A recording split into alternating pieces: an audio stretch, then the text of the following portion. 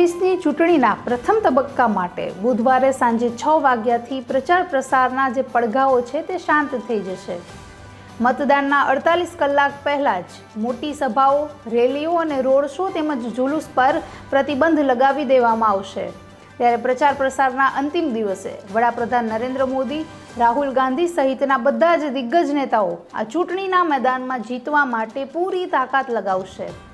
પ્રથમ તબક્કામાં દેશમાં 21 રાજ્યો અને 102 લોકસભા બેઠકો પર મતદાન થશે। નમસ્કાર, આપની સાથે હું છું જાનવી।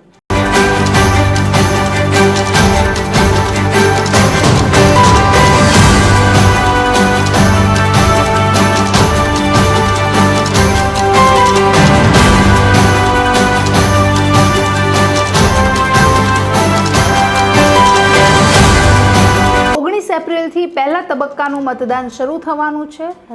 દેશભરમાં 21 રાજ્યો અને 102 લોકસભા બેઠકો પર જ્યારે મતદાન થવા જઈ રહ્યું છે ત્યારે ચાલો જાણીએ કયા રાજ્યોની કેટલી બેઠકો પર મતદાન થવાનું છે। ચૂંટણી પંચે બધી જ તૈયારીઓ પૂર્ણ કરી લીધી છે। વહેલી સવારે 6 વાગ્યાથી જ મતદાનનો પ્રારંભ થઈ જશે। ત્યારે સૌથી વધુ બેઠકો તમિલનાડુ રાજ્યની છે। તમિલનાડુમાં કુલ 39 બેઠકો પર મતદાન થવાનું છે। રાજસ્થાનમાં 12 બેઠકો પર મતદાન થવાનું છે। ઉત્તર પ્રદેશની 8, ઉત્તરાખંડની 5, અરુણાચલ પ્રદેશમાં 2 બેઠકો, બિહારમાં 4, તો છત્તીસગઢમાં 1 બેઠક, આસામમાં 4 બેઠક, મધ્યપ્રદેશમાં 6, મહારાષ્ટ્રમાં 5, મણિપુર અને મેઘાલયમાં 2, મિઝોરમ અને ત્રિપુરામાં 1 બેઠક, જ્યારે પશ્ચિમ બંગાળમાં 3 બેઠક અને જમ્મુ એન્ડ કાશ્મીર, આંદામાન નિકોબાર, લક્ષદ્વીપ અને પોંડિચેરીમાં 1 બેઠકો પર મતદાન થવાનું છે। 2019ની લોકસભાની ચૂંટણીમાં ભાજપે બમ્પર બહુમત સાથે જીત મેળવી હતી। આ વખતે વર્ષ 2024માં એનડીએ 400+ નારા સાથે ચૂંટણીના મેદાનમાં ઉતર્યું છે। ત્યારે ઇન્ડિયા ગઠબંધન દ્વારા પણ એનડીએના વિજય રથને રોકવાના પ્રયાસો થઈ રહ્યા છે। હવે આ વખતે એનડીએ અને ભાજપ માટે એક જ ટાસ્ક રહેશે કે વર્ષ 2019માં જે બેઠકો જીતેલી છે તેના પર પોતાનું વર્ચસ્વ ટકાવી રાખવાનું છે। ચૂંટણીના પ્રથમ તબક્કામાં પ્રચારના અંતિમ દિવસે પ્રિયંકા ગાંધી યુપીના સહારનપુરમાં રોડ શો કરવાના છે।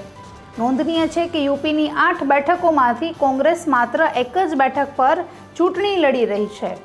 તે બેઠક પર કોંગ્રેસના ઇમરાન મસૂદનો મુકાબલો ભાજપના રાઘન લખપાલ સામે થવાનો છે। દેશના 21 રાજ્યો અને 102 લોકસભા બેઠકો પર હવે પ્રચાર કરવા માટેનો આજે અંતિમ દિવસ છે। આજથી પ્રચારના પડઘમ છે બિલકુલ શાંત થઈ જવાના છે, તેના પર રોક લાગી જવાની છે। ત્યારે એનડીએ, ઇન્ડિયા અલાયન્સ સહિતના બધા જ પોલિટિકલ પાર્ટીના જે દિગ્ગજ નેતાઓ અથવા જે આ 102 બેઠકો પરથી જે ચૂંટણી લડી રહ્યા છે તેવા ઉમેદવારો પોતાની જીત મેળવવા માટે કેટલી તાકાત લગાવશે તે જોવું મહત્વનું રહેશે। નમસ્કાર।